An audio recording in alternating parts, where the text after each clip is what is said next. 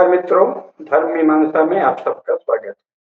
कृष्णाय वासुदेवाय हरे परमात्मने प्रणतक्लेशनाशाय गोविंदाय नमो नमः। वसुदेव सुतं देवं कंसचाणूरमर्दनम् देवकी परमानंदम कृष्णं वंदे जगद्गुरुं। मित्रों, एक हिंदू विदुषी से वार्ता के क्रम में हम लोग ये अगली कड़ी में बात कर रहे हैं। अब तक हमने देख लिया कि प्रोफेसर कुशलता केडिया जी की बौद्धिक यात्रा कितने विराट फलक पर है और कैसी व्यापक है, और साथ ही ये भी देखा कि वो प्रचंड देशभक्त हैं और भारत के अंडर डेवलपमेंट या अल्प विकास की जड़ों की खोज करते करते अचानक वो उन सब तथ्यों को देख लें जो इस देश में गांधी जी, राम मनोहर लोहिया, जयप्रकाश नारायण आदि कहते तो थे, लेकिन उनमें से किसी के अनुयायी ने एक दिन भी उसको याद नहीं रखा। ये सब कहते थे कि यूरोप की सारी समृद्धि केवल दुनिया की लूट पर टिकी है, न तो उसके उन तथाकथित जो चमक है आर्थिक, उसके पीछे न तो कोई वैज्ञानिक कारण है, न तो कोई सभ्यतागत कारण है। अगर सभ्यता का श्रेष्ठता लें तो न तो उनमें कोई ऐसे चारित्रिक गुण है, न नैतिक गुण है, न पुरुषार्थ है, न वीरता है, न तेजस्विता है, न बड़ा बुद्धि कौशल है, कुछ भी नहीं है। लुटेरे और डकैतों का एक झुंड है जिसने कुछ धन बटोर लिया।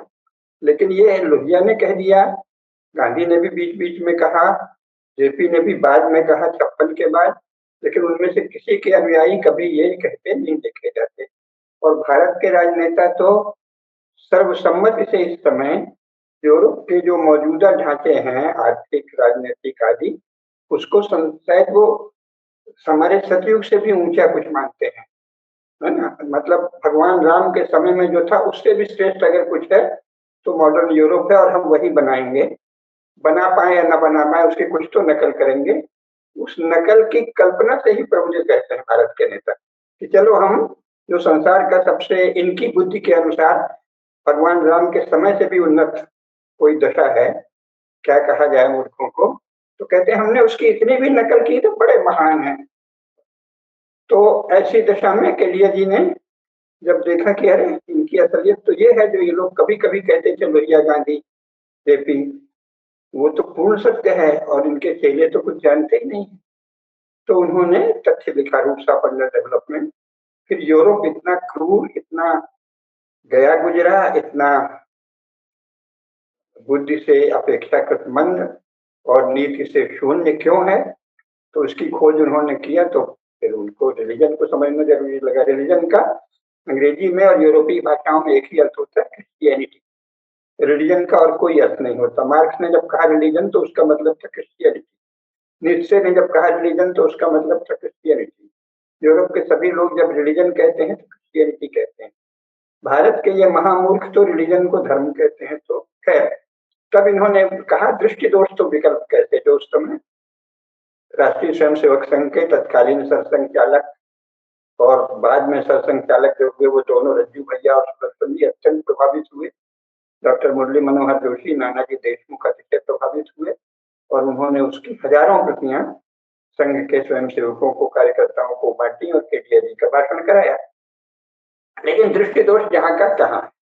तो खैर वो दृष्टि दोष अभी भी क्यों है, जब उनको बता दिया गया, उनके शीर्षस्थ लोगों ने सब बता दिया, तब भी आप दृष्टि दोष से क्यों ग्रस्त हैं, वो अलग बात है। वो एक राजनीतिक प्रश्न है, इस पर या तो केडिया जी उसकी राजनीतिक मीमांसा करेंगी या मैं करूंगा कभी।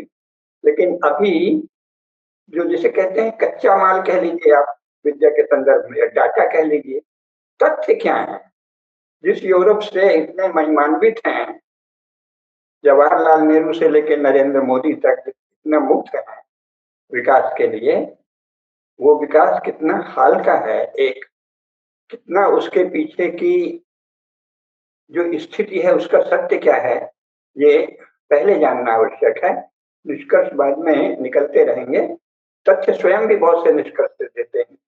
तो हम लोगों ने अभी तक प्रोफेसर केडिया जी से यूरोप की आर्थिक दशा की दयनीयता, दरिद्रता की भयावहता ये देखी, लेकिन वो अभी जैसे वो उनके ही शब्दों में टिप ऑफ द आइसबर्ग है, इतना विशाल साहित्य है, स्वयं यूरोप के लोगों ने उन विषयों में लिखा है कि हमने उसका समझ लीजिए नाखून के बराबर भी अंश अभी तक नहीं समझा है, नहीं सुना है। खैर, तो उसी क्रम में अब तक जो आपने दरिद्रता के विषय में सुना, आर्थिक दुर्दशा के विषय में सुना, बच्चों, स्त्रियों और श्रमिकों के साथ भयंकर अन्याय का जरा सा सुना है। पुअर लॉस की जब बात पूछेंगे उनसे तब वो और सुनेंगे। लेकिन अभी हम जानना चाहते हैं कि जब इतनी दरिद्रता, इतनी भयंकर स्थिति, कंगले थे, तो भुखमरी और महामारियों की क्या स्थिति थी यूरोप में? तो हम आदरणीय केडीए जी से जानना चाहेंगे, एक तो महामारियों के बारे में कि यूरोप में महामारियां कब कब कैसी रही हैं, और दूसरे भुखमरी की क्या दशा रही।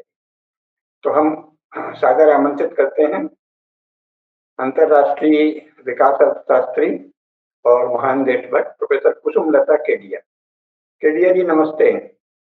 आप बताइए जी, महामारियों के बारे में बताइए, है ना, और भुखमरी के बारे में बताइए। हमारे सभी नेताओं के जो महान आदर्श हैं, भगवान राम के समय से भी ऊंचे जो अद्भुत लोग हैं, जिनके चरणों में लोटपोट ही होते रहते हैं, नेहरू से लेकर नरेंद्र भाई तक, उनकी दशा महामारियों और भुखमरी के मामले में क्या थी, जरा बताइए।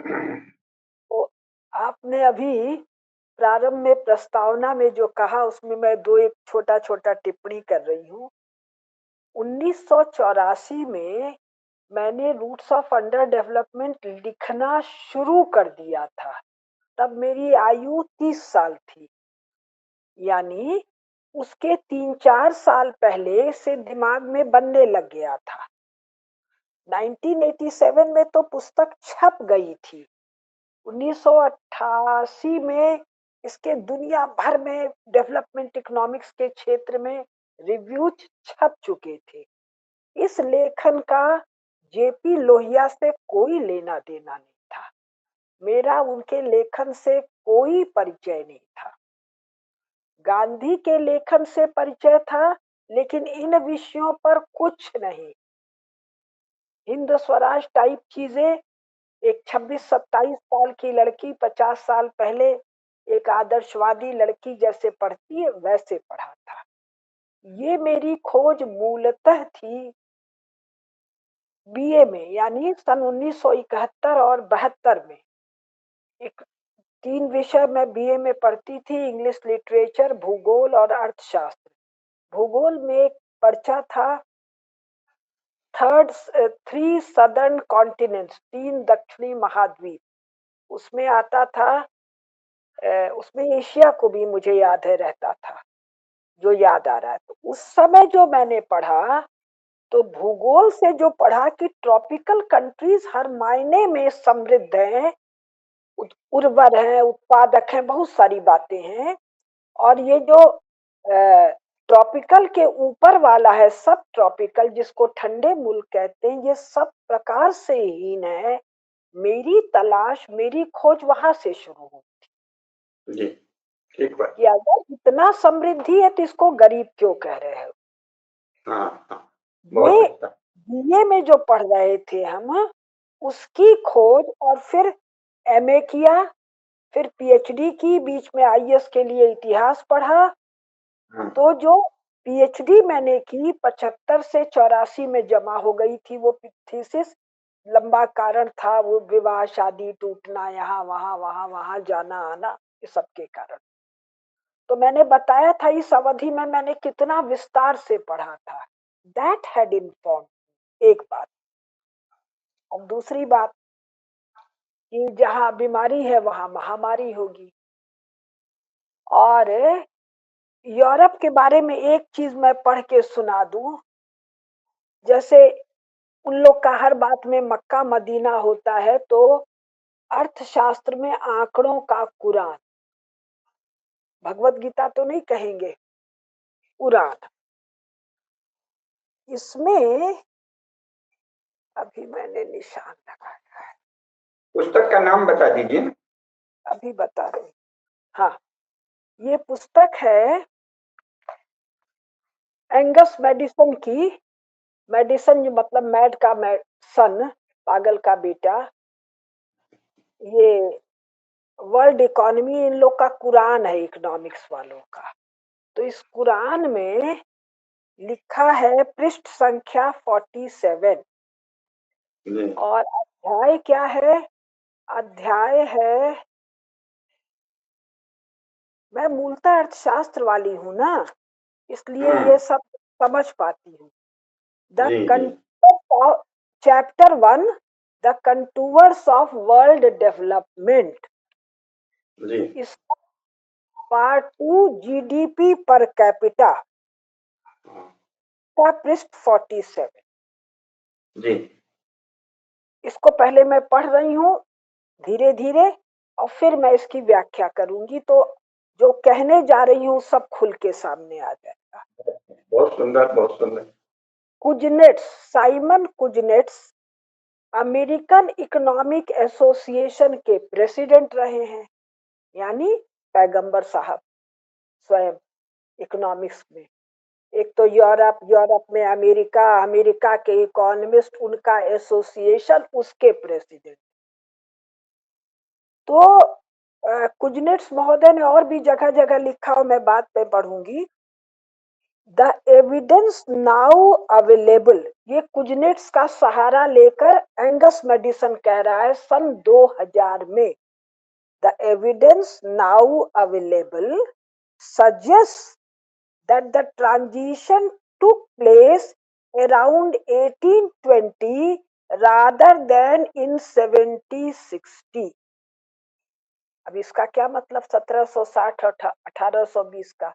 1760 में ये पगलेट कहते हैं कि कोई इंडस्ट्रियल रेवोल्यूशन हो गया। ये कह रहा है जी, जो डाटा थोड़ा बहुत छुटपुट मिल रहा है उसके बारे में बहुत विस्तार से एक दिन पूरा इसी पर बोलूंगी मैं। हाँ जरूरी तो है। 1860 तो नहीं है, वो 1820 है, यानी 19वीं शताब्दी। 1820 19वीं शताब्दी में कुछ ट्रांजिशन है, अभी रेवोल्यूशन वगैरह नहीं है, ट्रांजिशन है। और रेवोल्यूशन शब्द और ट्रांजिशन शब्द का इसमें नहीं है, दूसरी जगह का बोध इंग्लैंड वाले, लंदन वालों को नहीं है।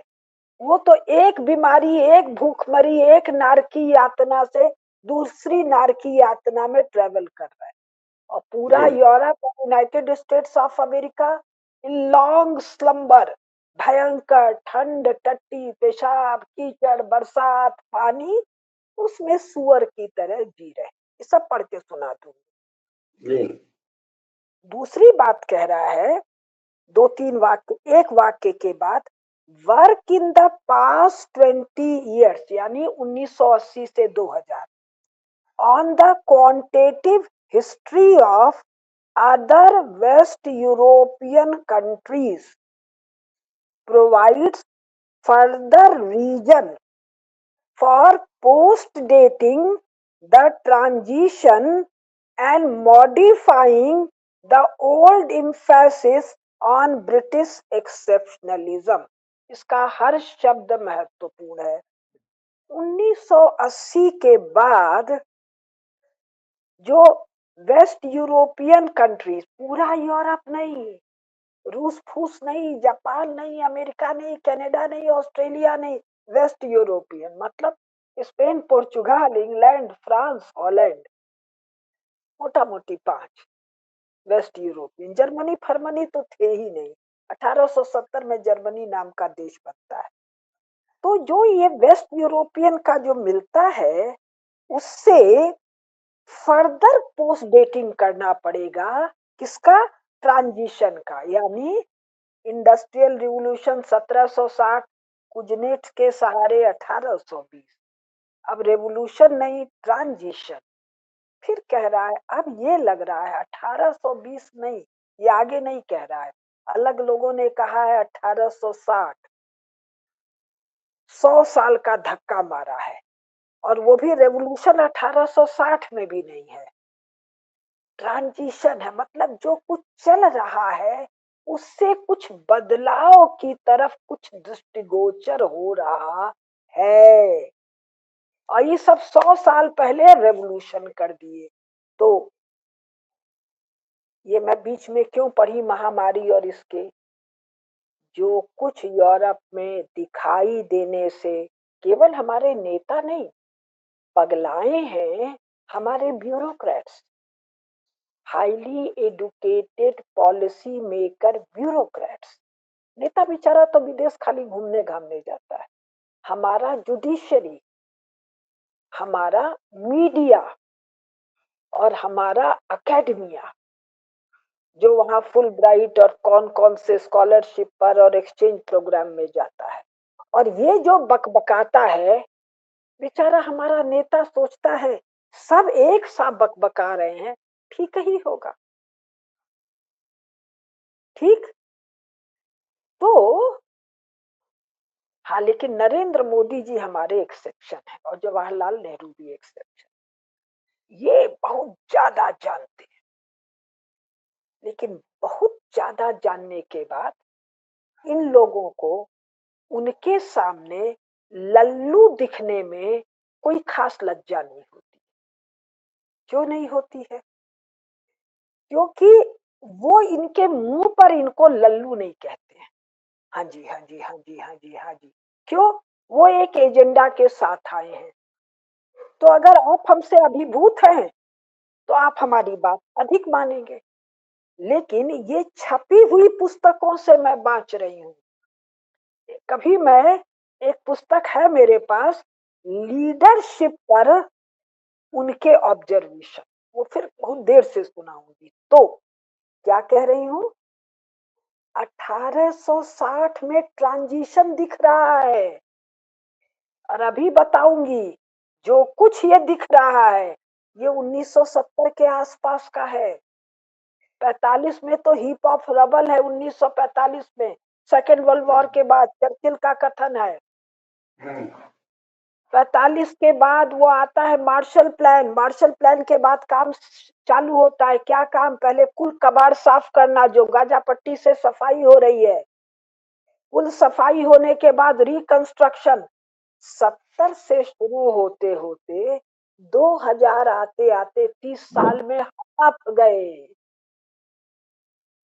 1990 में जो इंटरनेशनल एजेंसीज है, financial, UNCTAD, IMF, World Bank, ये क्या कह रहे हैं, सुपर पावर यूएसएसआर और यूएसए नहीं है, they are declining. Angus Maddison सहित सुपर पावर बनने वाले हैं कौन? भारत और चीन। चीन को जबरदस्ती जोड़ा गया है, वो शायद इस वार्ता में आए। तो जो मैं कथा सुनाने जा रही हूं अब, वो कथा प्राचीन कथा नहीं है, वो यूरोप की अर्वाचीन कथा है, यूरोप के आधुनिक काल की कथा है। यूरोप में रेनेसा 1400 कुछ यानी 15 सेंचुरी बताते हैं।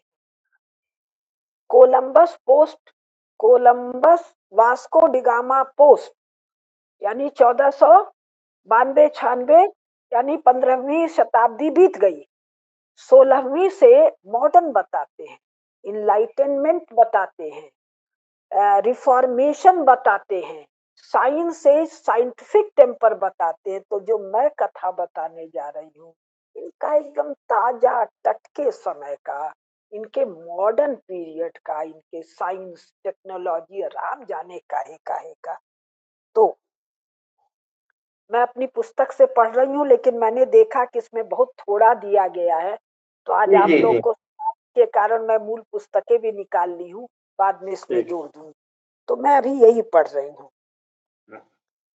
स्वच्छता के, अभी पुस्तक से पढ़ दे रही, स्वच्छता के नियमों की विस्मृति या अज्ञान, चिकित्सा संबंधी जानकारी का अभाव और गंदगी, धूल कीचड़ और मल, मल नहीं टट्टी, और मनुष्य की नहीं, सुअर की, गधे की, घोड़े की, कुत्ते की, बिल्ली की, चूहे की, सबकी से जी भरी हुई जिंदगी के कारण महामारियां फैलना अवश्यंभावी ही था। महामारी शब्द बाद में गढ़ा गया, तो हम लोग एपिडेमिक्स कहें, एपिडेमिक्स का फैलना अवश्यंभावी था।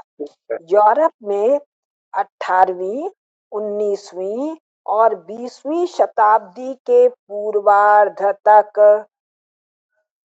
18वीं 19वीं क्या है, हे दुनिया के सब राजा हैं, ये सब दोनों साउथ अमेरिका नॉर्थ अमेरिका जीत गए हैं, ऑस्ट्रेलिया जीत गए हैं, एशिया अफ्रीका का तो कहना क्या, बादशाह लोग हैं।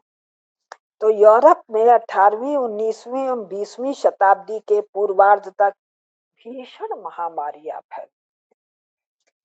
प्लेग को तो वहां ब्लैक डेथ का ही नाम दे दिया गया। ब्लैक डेथ क्यों? क्योंकि प्लेग के प्रकोप से सारे शरीर में काले निशान पड़ते थे, रोगी मर जाते थे, इसलिए ब्लैक डेथ कहा।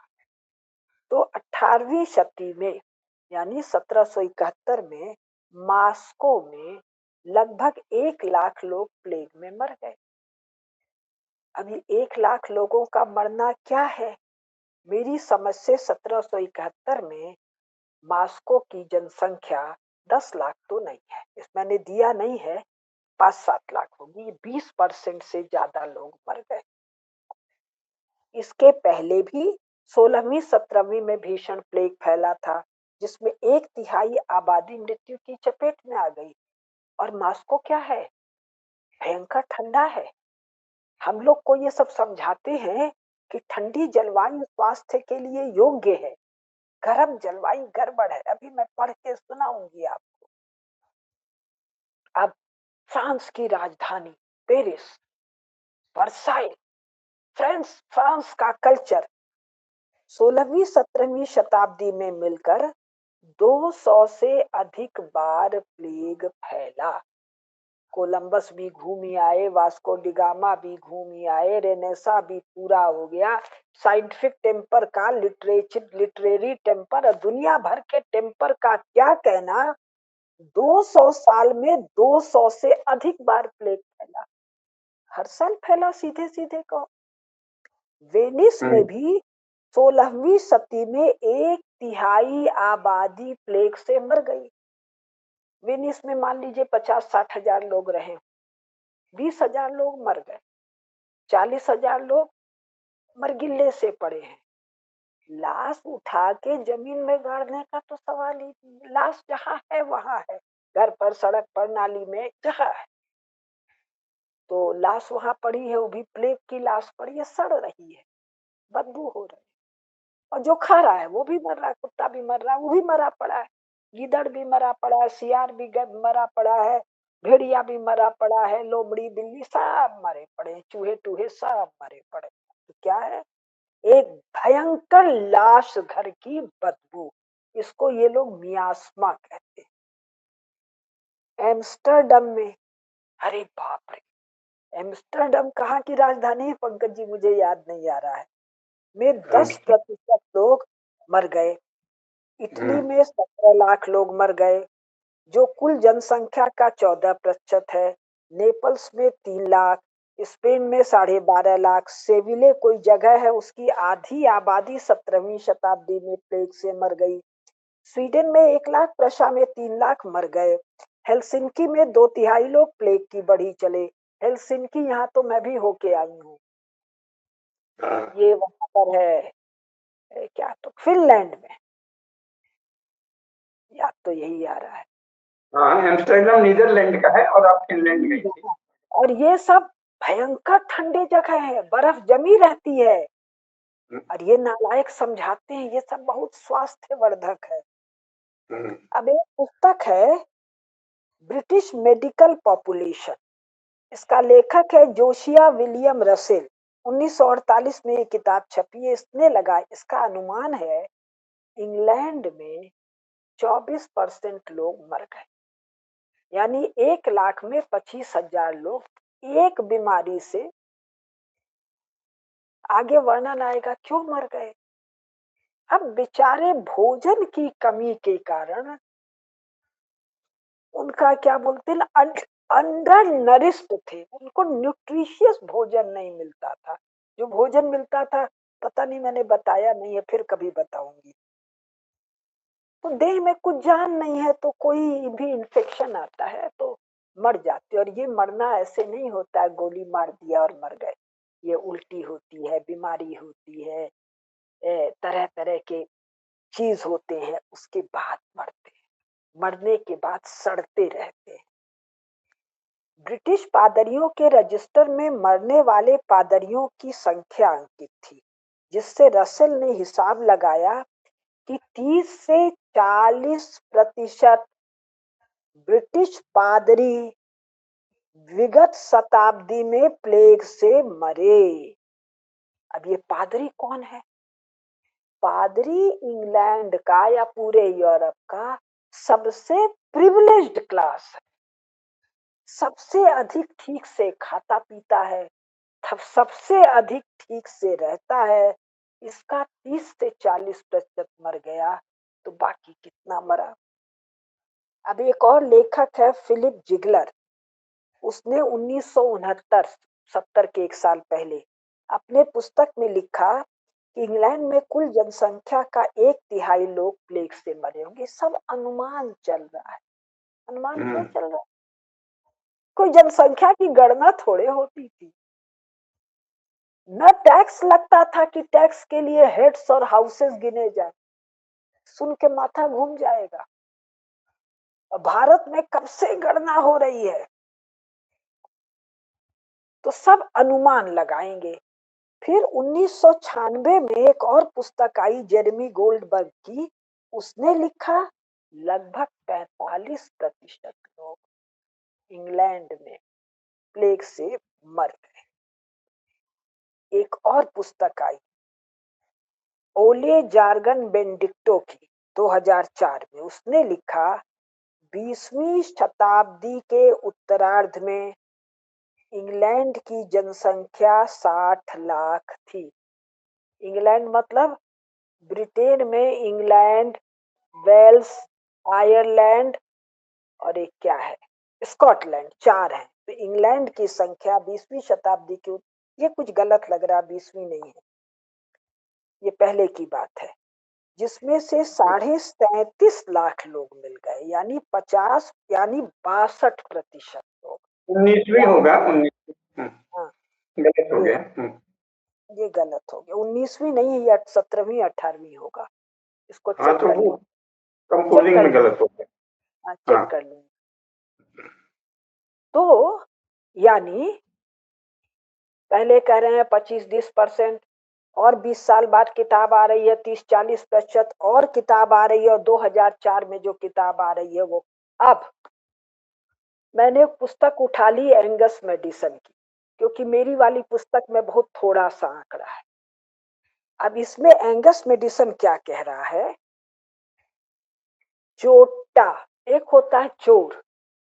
चोर को जब हम लोग के यूपी में बहुत हिकारत से, तिरस्कार से कहते हैं, तो चोर को चोटा, और बहुत आदर से कहेंगे तो चौर्य कुछ कह देंगे। तो ये चोट्टा कह रहा है in the year 1000 AD Asia produced more than 2/3 of world GDP and Western Europe less than 9%।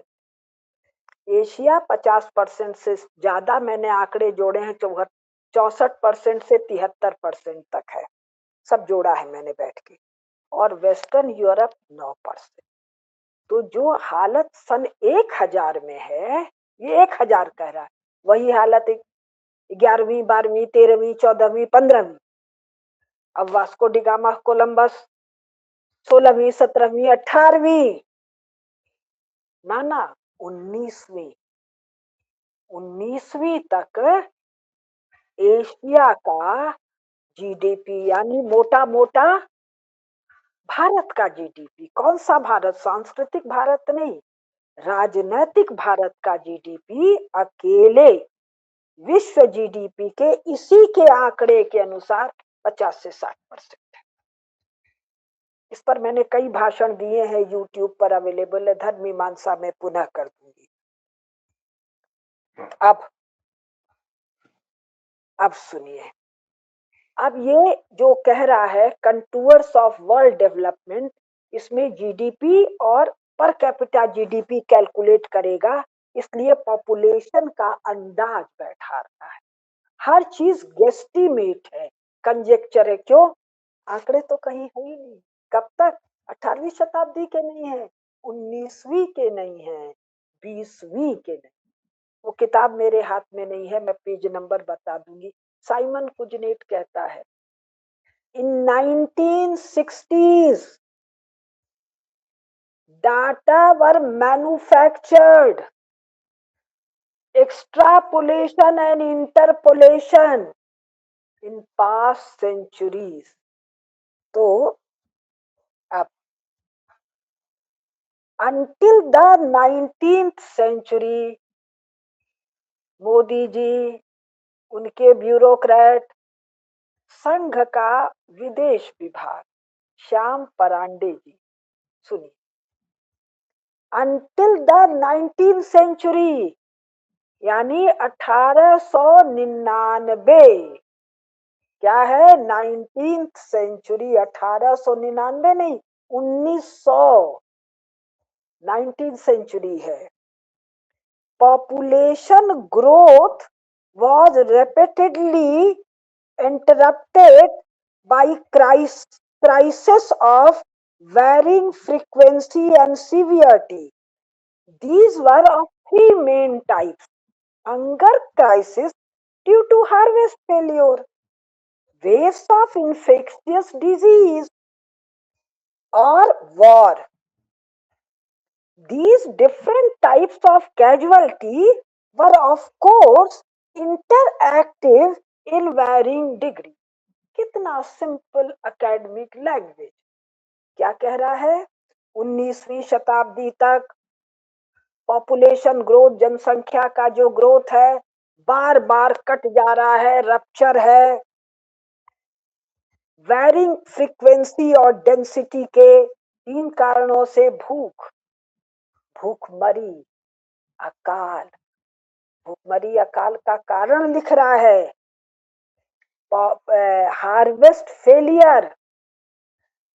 ये नालायक कह रहे हैं इनके यहाँ कोई साइंटिफिक डेवलपमेंट हो रहा है।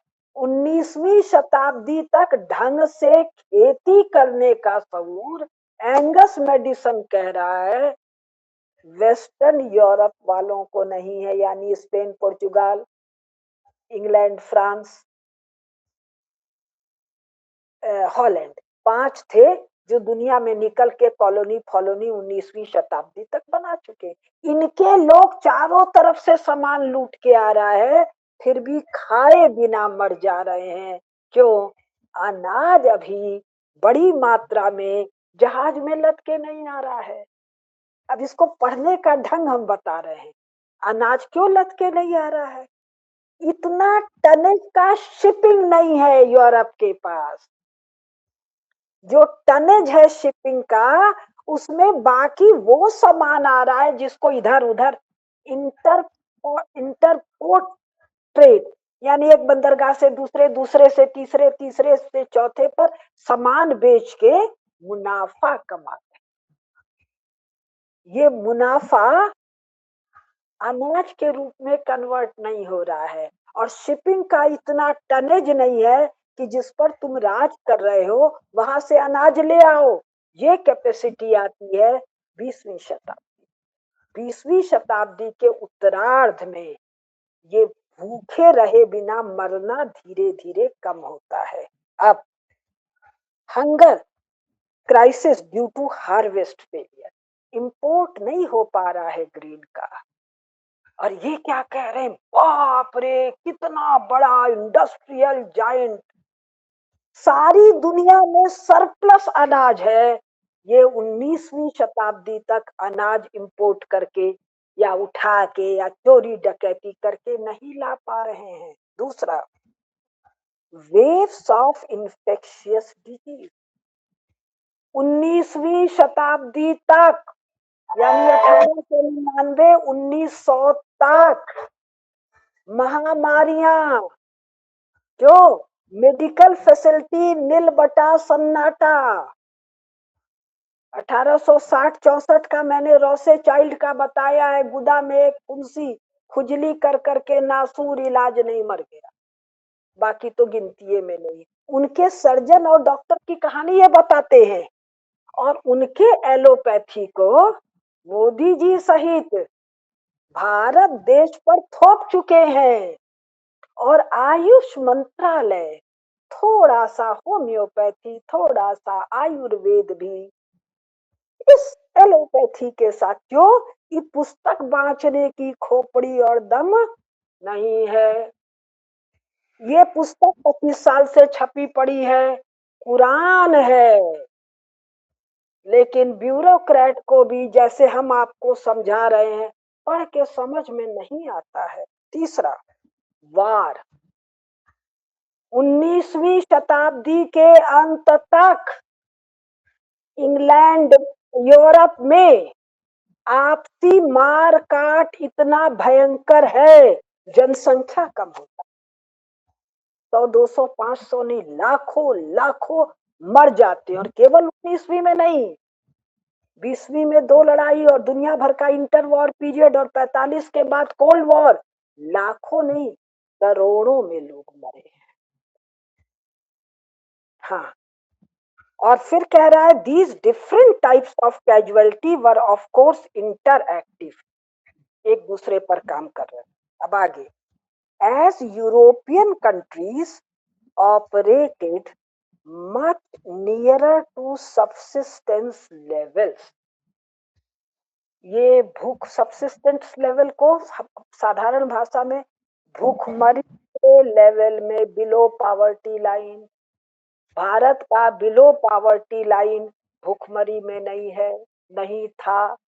ये सब 19वीं शताब्दी तक भूखमरी की स्थिति में है। कौन?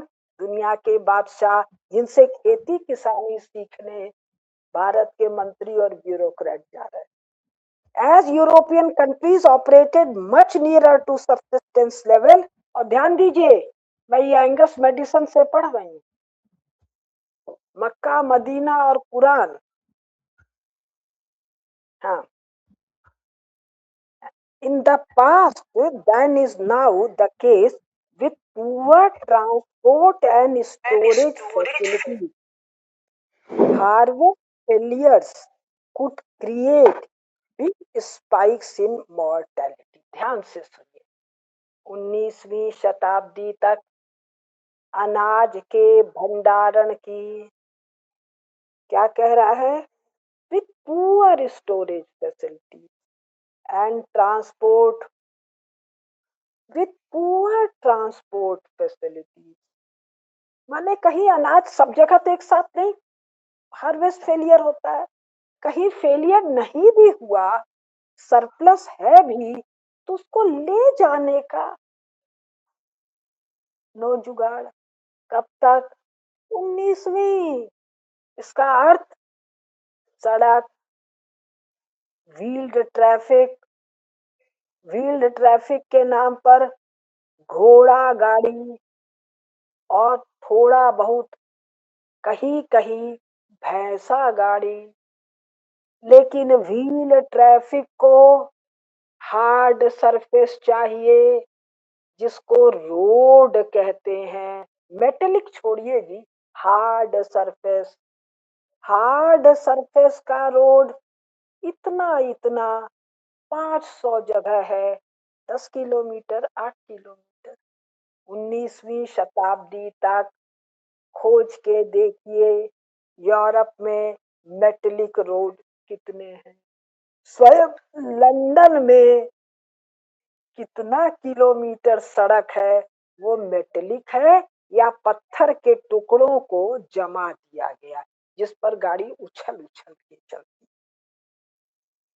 तो because of poor transport and storage facility, harvest failure, अब हार्वेस्ट फेल कर गया, खेती ना कहीं से कुछ आ सकता है, ना पहले के सालों का कुछ रखा हुआ है। क्या है? could create big spice in mortality। Simple academic sound language हमारा अकेडमिया, मीडिया और ब्यूरोक्रेट बाबू को बुझाएगा नहीं। क्या कह रहा है? मर गए, लाखों लाखों मर गए। आगे, they also affected birth rate. ये जो अनाज के भंडारण का नहीं है, सड़क नहीं है, क्रॉप फेलियर है, इसके कारण बर्थ रेट भी अफेक्ट हो रहा है। तो कहिए एक लाइन आगे और लिख दे रहा है, बिकॉज डाइटरी डेफिशिएंसीज, खाने की कमी कॉज्ड अमेनोरिया। इसका हम मतलब समझ तो रहे हैं, समझा नहीं पा रहे हैं, पंकज जी समझे तो बता दीजिएगा। और led young couples to postpone marriage. इतने रक्ताल कमजोर है। हाँ, रक्ताल्पता ही है वो मैंने।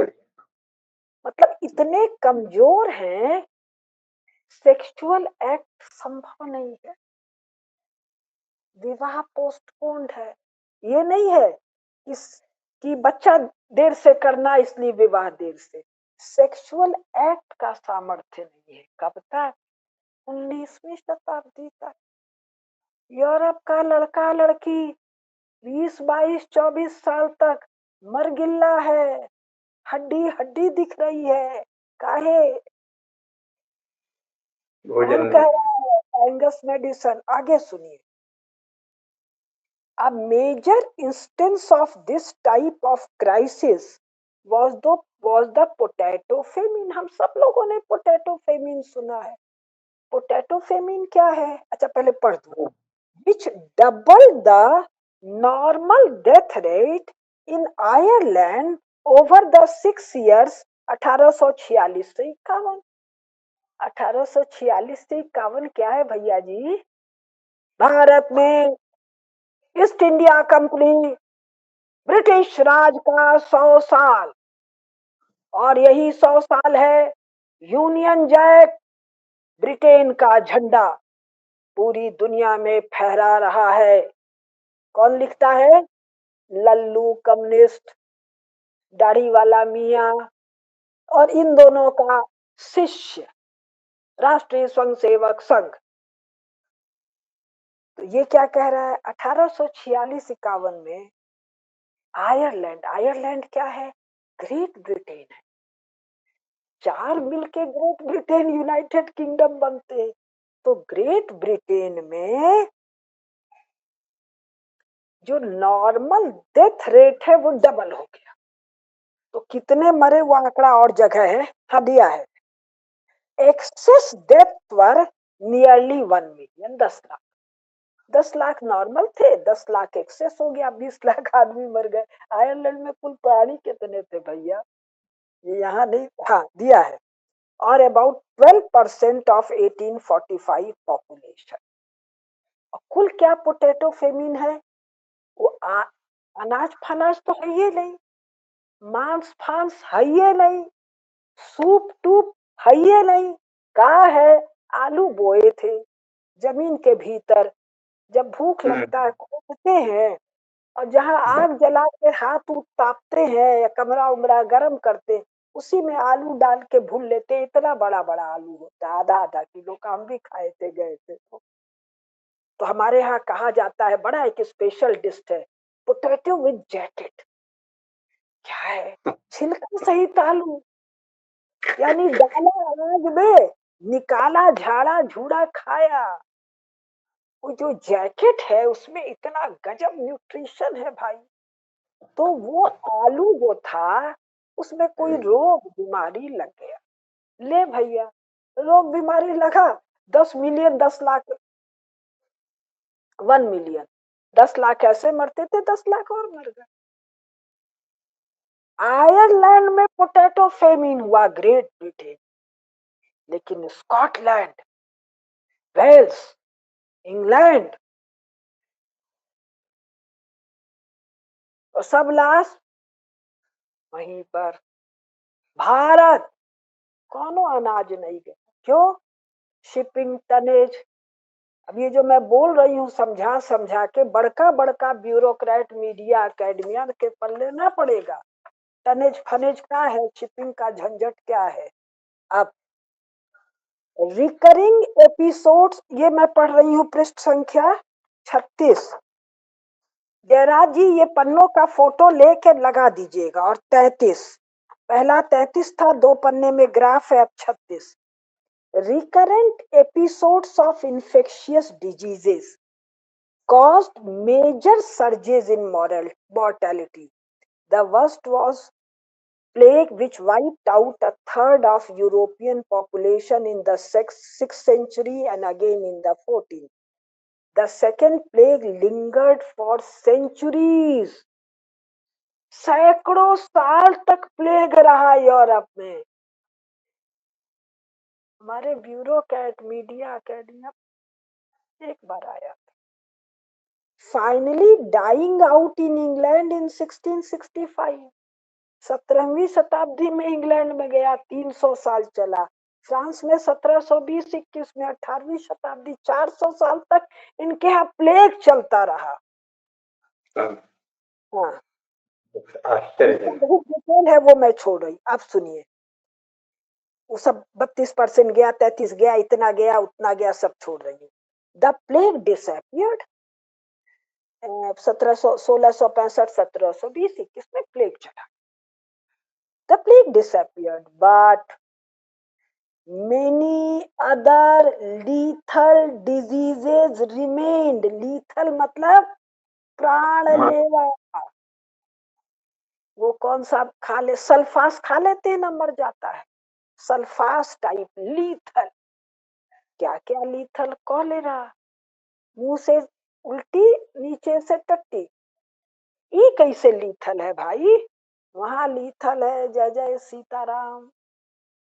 ना ना, सीताराम जी नहीं, वो तो कुछ ये सब कुछ करेंगे।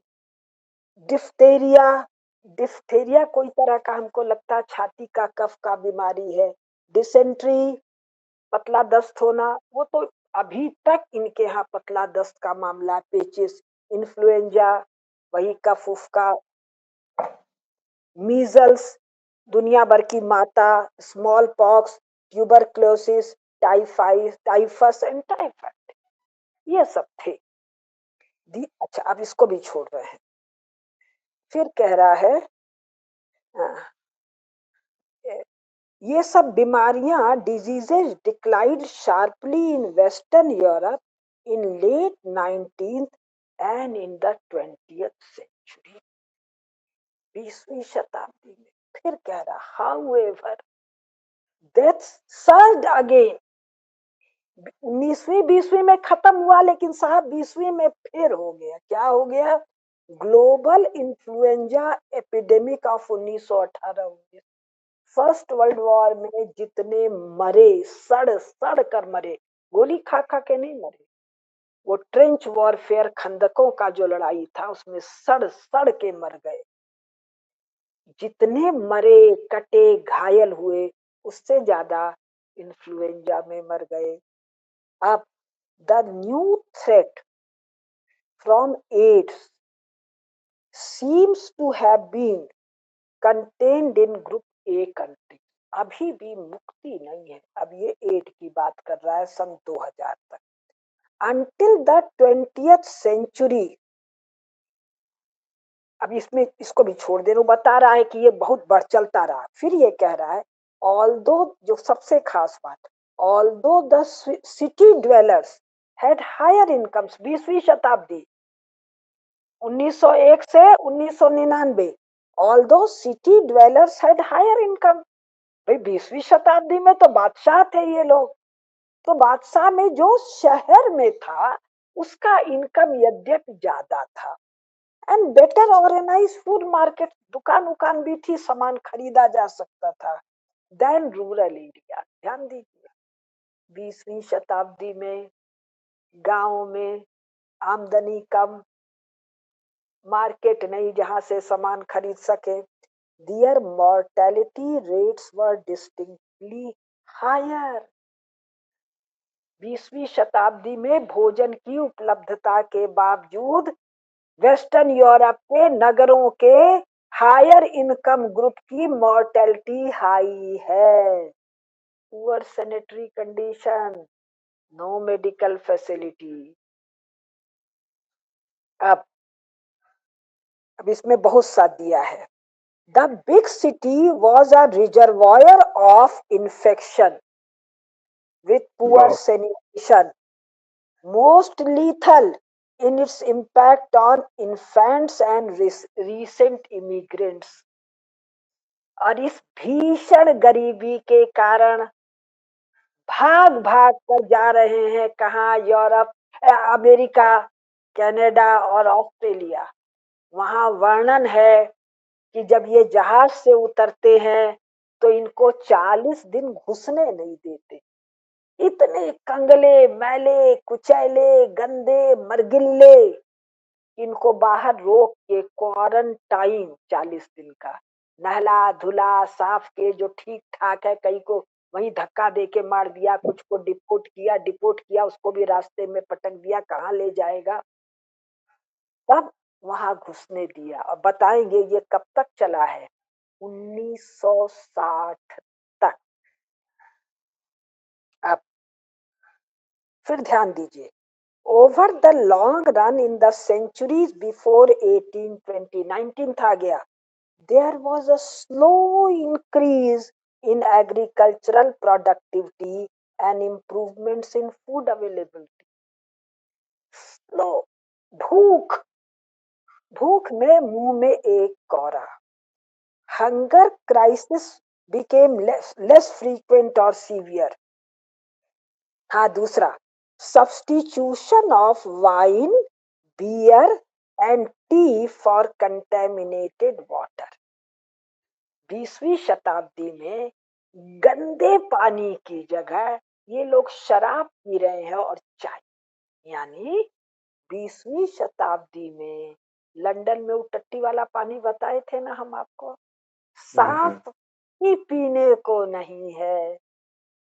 और ये लोग कौन, कम्युनिस्ट उल्लू, दाढ़ी वाला, लल्लू भी नहीं तो अनपढ़, और इन दोनों के शिष्य राष्ट्रीय स्वयंसेवक संघ, यूरोप महान विकसित। अब सुनिए,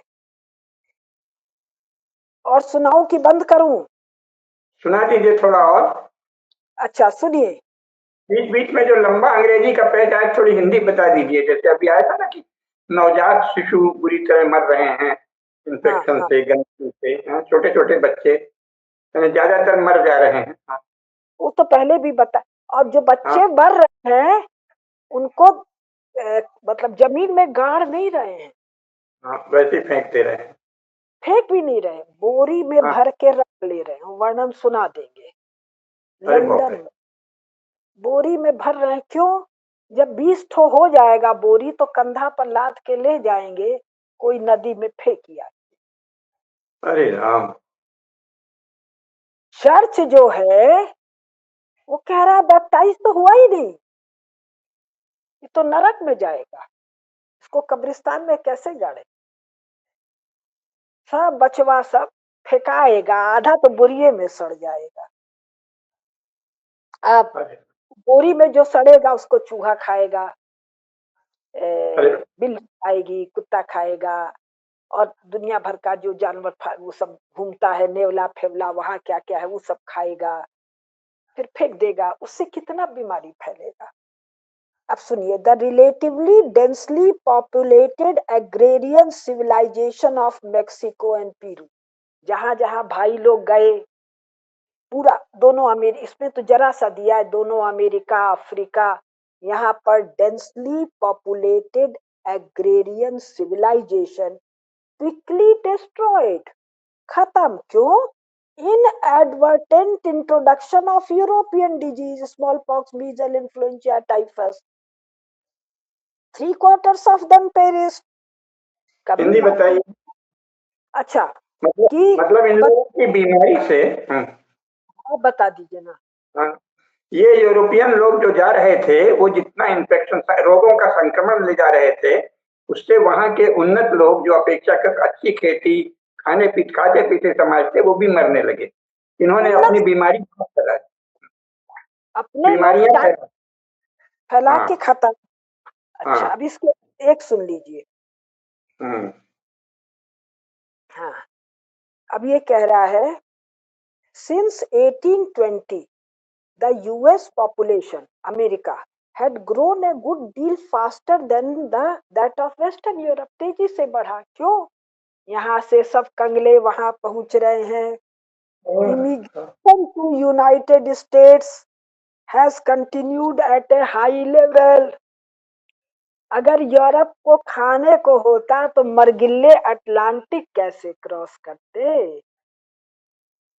Most of the immigrants came from Europe before the 1960s. 1960 तक यूरोप के बरगिल्ले अमेरिका जा रहे हैं, और ये अमेरिका उन लोगों का है जो मरने के बाद भी कई करोड़ अभी बचे हुए हैं। तो यूरोप के भूखे नंगे लुच्चे मरगिल्ले भर से पता नहीं चलता। अच्छा, अब हम छोड़ देते हैं, बताने को बहुत है। सार ये नहीं है कि महामारी आ गई, ये महामारी वैसी नहीं है जैसी अपने यहाँ कोरोना में आ गई। यहाँ सब फैला पड़ा है, सड़क पर नहीं, घर में, दुकान में, लैट्रिन तो है ही नहीं, नाली में, जो जहाँ है वही मरा पड़ा है, उसी को सब खा रहे हैं। सब अधकले जले सड़े लाशों का अंबार है। कैसी मनुष्य सड़े हुए लाश, और तो इसके मनुष्य नहीं कर सकते। इतने पिक्चर हैं, इतनी पेंटिंग्स हैं, इतने पिक्चर हैं वहां पर जिसका हिसाब नहीं है।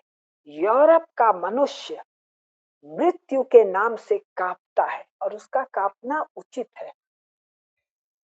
अभी एक चीज और बताते हैं हम आपको, लगे हाथ, मेरे हाथ में है चीन महोदय।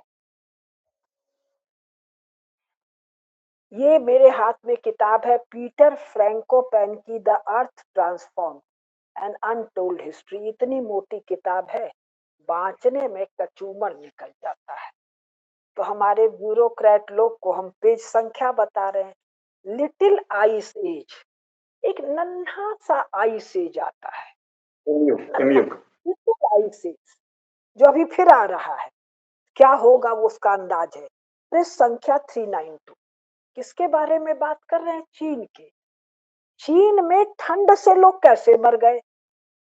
हम जब पहले पढ़े तो हम चकराए, चीन में ठंड से क्यों मर गए, चीन तो गर्म है। तब ध्यान आया, जब मर गए उस समय चीन कितना बड़ा है, इतना बड़ा है। कौन सा इलाका है? वो जो पीली नदी है उसके ऊपर वाला क्षेत्र है। तो सुनिए, climate enhances vulnerability to disease. जलवायु के कारण रोग प्रतिरोधक क्षमता कम हो जाती है, बीमारी के प्रति वो बढ़ जाता है। A factor that has been stressed by historians who have pointed out that colder temperature significantly raise the risk of spread of disease। जितना ठंडा क्लाइमेट होगा उतना अधिक बीमारी फैलेगी। ये कौन कह रहा है? हिस्टोरियन। किस चीज के हिस्टोरियन? रोग, बीमारी और मेडिसिन के हिस्टोरियन। और ये नालायक मन तो कह रहा है थोड़ा गाली दूं, कह रहे हैं कि ट्रॉपिकल कंट्रीज में बीमारी फैलती है। लज्जा तो तुम्हारे पास है नहीं। क्यों फैलती है? Largely as a result of weakened immune system. ठंडे मुल्कों में इम्यून सिस्टम कमजोर है। और ये क्या नालायक, नालायक तो मैं बहुत सभ्य भाषा बोल रही, बहुत सभ्य, सही बोल नहीं पाऊंगी, थोड़ी अकेले बोल लूंगी। तो ये क्या कहते हैं? ट्रॉपिकल कंट्रीज में इम्यून सिस्टम कमजोर है, हमारा तो इम्यून सिस्टम ऐसा मजबूत है। ऊंट की कोई सीमा नहीं है इनकी। Result of weakened immune system. क्यों इम्यून सिस्टम क्यों कमजोर है? That are closely connected to malnourishment. ठंडे मुल्कों में कुपोषण, मांस भी नहीं है। इसको एक लाइन समझा दे। हम लोग तो ये जानते मांस खाते, ना ना ना। 6 महीना बर्फ, 8 महीना बर्फ, कहीं 10 महीना बर्फ। तो कोई भी चीज बोने का, बढ़ने का और काटने का समय मुश्किल से 4 महीना। जहां 6 महीना बर्फ है, अभी बर्फ गलेगी, बर्फ गल के जमीन खाली होगी, खाली होने के बाद थोड़ा मट्टी में कड़ापन कम होगा, तो उसको जोतेंगे, फसल वसल डालेंगे, और ठंड आने के पहले काट लेता है। और केवल फसल नहीं, एनी काइंड ऑफ वेजिटेशन, घास का तिनका भी बर्फ में तो नहीं होगा। तो जो जानवर हैं वो क्या खाएंगे? यही 3-4 महीना जिसको वो वसंत का ऋतु कह रहे हैं, खा के मोटे होंगे, मांस और चर्बी बढ़ जाएगी। अब बाकी दिन के लिए हम लोग जानते हैं भूसा काट के रख लिया, कितना काट के कितना रखें? तो क्या करें, बाद में वो दुबला हो जाएगा खाए बिना जानवर। जब मोटाया है तभी काटा, काट के क्या किया, बर्फ में फेंक दिया। कब तक? 1970 तक। ये जब मैं कैंथोला भैया को, देवेंद्र कैंथोला जी मरीन इंजीनियर हैं, हम लोगों के बहुत आत्मीय हैं, उनको जब मैं रेफ्रिजरेशन की कहानी बताई तो बोली रुकिए दीदी मुझे याद आ रहा है, जब मैं स्कॉटलैंड में था बहुत दिन रहे, तो मेरा जो साथी मरीन इंजीनियर था वो कह रहा था स्कॉटलैंड में तो हमारे यहाँ अभी तक, यानी जब तक वो कॉलेज में पढ़ रहा था, 60s के भी आगे जानवर मार के ऐसे डाल देते थे, बर्फ उर्फ पड़ गया, फिर निकाला और काटा कूटा खाए। ये हमारे ब्यूरोक्रेट और बाकी लोग को नहीं पता। तो वो मांस जो है प्रॉपर प्रिजर्वेशन नहीं होने के कारण जो खाने योग्य नहीं रह जाता है, इतना कड़ा खराब वगैरह वगैरह। तो रोटी भी नहीं है, सलाद भी नहीं है, कुछ भी नहीं है, मांस भी नहीं है, that are closely connected to Malay. It has been pointed out that in the case of China, for example, the 6 centuries following 1370 saw almost 6,000 epidemics. 1370 के बाद का 600 साल, यानी 1370 से 1970, 600 साल में 6,000 बार एपिडेमिक्स आई, यानी एक साल में 100 बार, 10 बार, एक साल में 10 बार, एक साल में 10 बार, करीब करीब हर महीने एपिडेमिक है। या हम कहें कि 600 साल पूरा ही एपिडेमिक है, फिर क्या कह रहा है? साल With a महीने, cold climate raising the risk of outbreak by 35 to 40%। यानी इन दो, जब इस किताब को पढ़े हम पूरे विस्तार से, बहुत विस्तार से, एक पेज हम और पढ़ के, अच्छा 1 घंटा हो गया, फिर भी हम थोड़ा सा 2 लाइन और पढ़ेंगे। बता दीजिए, 5 मिनट और बता दीजिए, कोई प्रश्न उत्तर नहीं है। 2 लाइन और बताइए। ये तो चीन का हालत है, और ये एंगस मेडिसन क्या बताता है? 1370 से 1970 इतनी तेजी से उसका रेट ऑफ ग्रोथ बढ़ता है, वो भारत के बराबर चलता है, इतना बड़ा चीन।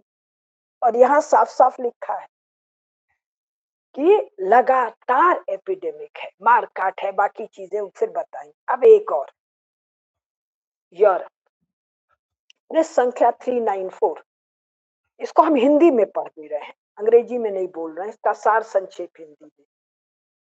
वहां पर पैपल बुल है, यानी जो पोप है इन लोग का, वेटिकन में बैठा हुआ, रोम में बैठा हुआ, ये आदेश निकालता है। आदेश क्या निकालता है कि ये जो इतनी तूफान आ रहे हैं, बर्फीले तूफान आ रहे हैं, फसल खत्म हो जा रही है, बिजली चमक रही है, जिससे आदमी मर जा रहे हैं, जानवर मर जा रहे हैं, फल, गेहूं और बाकी क्रॉप का फेलियर हो जा रहा है, ये सब चुड़ैलों के कारण है।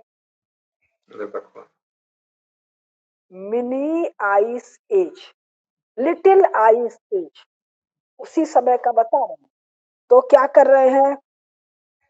तो यही समय है जब सिफिलिस नाम का यौन रोग, जिसमें वो खून टपकता है, मवाद टपकता है, पता नहीं कहाँ जननांगों से शायद, वो बहुत तेजी से बढ़ जाता है। और मेंटल इलनेस, पगले हो, लार्ज स्केल में सब पगले हो रहे हैं, तब कह रहा है। और इसी में लाखों को जलाया, काटा, मारा गया। recent researches recent research into mass psychogenic illness जो नवीन अनुसंधान हुए हैं साइकोजेनिक यानी मानसिक रोगों पर, also raises the question of whether the witchcraft of this period was a case of more and more people being caught up in acquisitions and counter acquisitions in a self-fulfilling and self-fulfilling cycle। इस मानसिक बीमारी के कारण जो ये विच craze बढ़ा, ये चुड़ैल है, वो चुड़ैल है, वो चुड़ैल है, वो चुड़ैल है, जला रहे हैं, काट रहे हैं, मार रहे हैं। ये बहुत महत्वपूर्ण बात कहने जा रही हूँ। ये एक्यूजिशन, आरोप लगाना, काउंटर एक्यूजिशन, प्रति आरोप लगाना, ये एक सेल्फ फुलिंग, स्वयं एक दूसरे को और बढ़ाने वाला और सेल्फ फुलफिलिंग साइकिल है।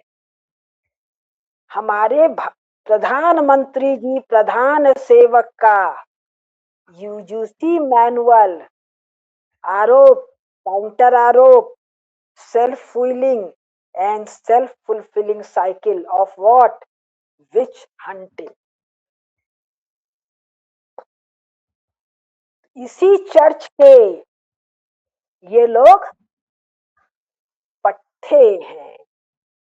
पट्टा बुरा लग रहा है, डिसाइपल हैं, शिष्य हैं, अनुगत हैं, फॉलोअर्स हैं, शागिर्द हैं, स्टूडेंट हैं। और चर्च ने आज तक लाखों स्त्रियों को, लाखों पुरुषों, वृद्धों, बच्चों को जला काट के मार देने के लिए माफी नहीं मांगी। लेकिन भारत में हम आपको नाक रगड़वा देंगे, क्योंकि ये सनातन धर्म का देश है, राष्ट्र है। हमारे पूर्वजों ने और आपके पूर्वजों ने जो अद्भुत पराक्रम किया है, आपको हम ये कहने नहीं देंगे कि महाराणा प्रताप छत्री, शिवाजी महाराज छत्री, महाप्रतापी राजेंद्र राज चोल छत्री, हमारे बाजीराव पेशवा ब्राह्मण ये अत्याचारी। तो इनकी फोटो काहे टांग रखे हो संघ में? काहे टांग रखे हो जी? ये तुम सोचते हो तुम कह के निकल जाओगे? ऐसी की तैसी कर दे। तुमको कपार पे रखा था सनातन धर्म और राष्ट्र के लिए, तुमको पैर पे रख देंगे सनातन धर्म और राष्ट्र के। केवल एक ही कसौटी है, सनातन धर्म और राष्ट्र की सेवा। उसको करने वाला सेवक पूज्य, आदरणीय, उसको चोट करने वाला केजरीवाल, राहुल गांधी, सोनिया गांधी, तुम उनके चेले तो ठीक है, देख लेते हैं जी। बहुत बहुत धन्यवाद। आगे ये इतनी महत्वपूर्ण श्रृंखला है, जितना भी आपसे सुन लें बहुत है।